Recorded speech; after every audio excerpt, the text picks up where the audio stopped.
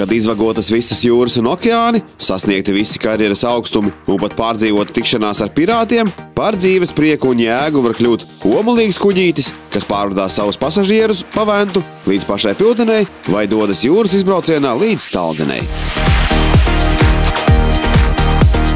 Tieši tāda metamorfoze notika ar kapteini tālbraucēju Taini Briedi, kuram ir vairāk nekā 30 gadu ilgs jūras stāsts. Ventas Balss lasītāji viņu pazīst kā dažādu kravu kuģu kapteini, kurš pabijis visās pasaules jūrās un okeānos. Pavisam nesen kapteinis sācis kuģot dzimtās Ventspils piekrastes ūdeņos ar savu kuģīti Hipokampus, piedāvājot ventspilniekiem un pilsētas viesiem dažādus izbraucienus.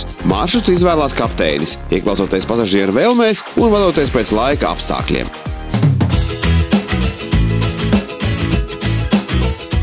Nesen par Hipokampus pasažieriem kļuva Ventas Balss žurnālisti un turisma informācijas centra darbinieces.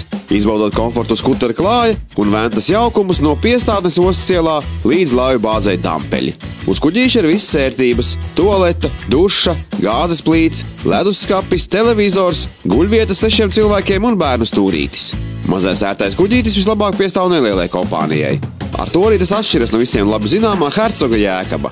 Un tieši tādēļ kapteinis Briedis ir pārliecināts, ka 2 ekskursiju kuģīši nekonkurēs savā starpā, bet padarīs daudzveidīgāku atpūtas piedāvājumu klāstu uz ūdens mūsu pilsētā turisma sezonā. Hipokampus, atšķirībā no sava vecākā kolēģa, var iziet arī jūrā. Tāpat izbrauciens pa Ventu ar šo kuģīti iznāk daudz tālāks nekā ar Hercogu Jēkabu, kaut līdz pašai Piltenei.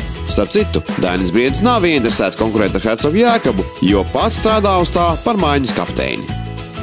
Kuģītis katru dienu attiet no 18. piestātnes Tirgus un ostas ielas krustojumā izbraucienam pa jūru vai Ventu 12:30, 16:30 un 20:30. Izbraucieni ar kuģīti pēc tā īpašnieka ieceres būs arī tematiski, ar diskusijām, sarunām, stāstiem par piedzīvoto ceļojumos.